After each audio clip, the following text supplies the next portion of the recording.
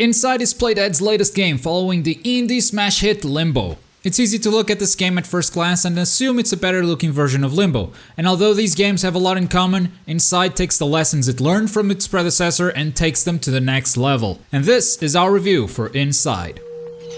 Much like Limbo, Inside is a side-scroller with platforming and puzzle solving. However, Limbo's gameplay charm came from its relatively simple physics-based puzzles and the world's will to kill you over and over and over again. If Inside was another one of those games, it wouldn't be nearly as impressive as Limbo was 6 years ago, because since its launch, we've seen a ton of good-looking physics-based puzzle games. Inside needed to do more to astound us. And more it did. While some of the puzzles do resemble Limbo a lot, dropping objects on top of other objects to break them or move them in a way that allows you to proceed, it also draws a lot of inspiration from other games. There were times it reminded me of another indie success, Braid, or the classic that I'll always remember dearly, Oddworld Abe's Odyssey. I'm not going to talk specifics about these puzzles because those could consist of spoilers. This being a short game that took me about 2.5 hours to beat, any puzzle that I spoil would consist of a significant chunk of the game. But I want you to know that Inside isn't just a better looking version of Limbo. It built upon its foundations and became a lot more. The puzzles aren't too hard, but they're not brainless either. Although I felt the challenge they presented was adequate, what I really liked about them was how it constantly explored its own mechanics in different ways. No two puzzles felt the same, which made for a very enjoyable experience that felt fresh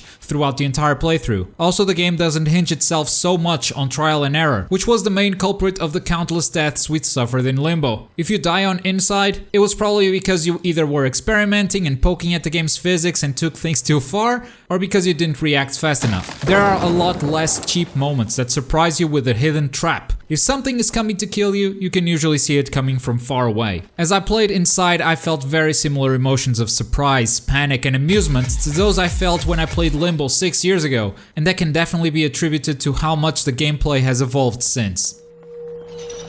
But the gameplay can't take all the credit, because the world itself is just as much of a protagonist in this game. The visual style is flawless. It is gorgeous despite being gloomy, dark, and depressive at all times. Both the background and foreground have a handcrafted attention to detail that makes this world very immersive. The same can be said for every character in this game, though this is a tough subject to talk about because spoilers once again. The minimalistic sound design also helps bring this world into realization. Sometimes silence can be scarier than an ominous soundtrack, and it's something that Inside executes extremely well. The simple sounds of rain or your footsteps echoing in an empty warehouse really convey this kid's experience at all moments. And if you thought the world of Limbo was brutal, wait till you see it in color. In that aspect, the game hasn't changed a bit. Although there aren't so many hidden traps, there are still a lot of things that can kill you. And some of these things are quite brutal because of their simplicity. My number one killer was fall damage, and the way my character went into ragdoll mode when I hit the ground made me shrivel in my seat every single time. This is just an example, of course. If you're that type of player, you can totally explore the different ways this world can kill this kid as you vicariously suffer. And much like Limbo, the game presents its story without a single word being uttered or shown on screen, leaving you to draw your own conclusions from what you see only. It is ambiguous, just like Limbo, but also a bit more complex in that regard. There are more characters than those present in Limbo, there's a bunch of places that make absolutely no sense, and a lot of weird stuff happens, like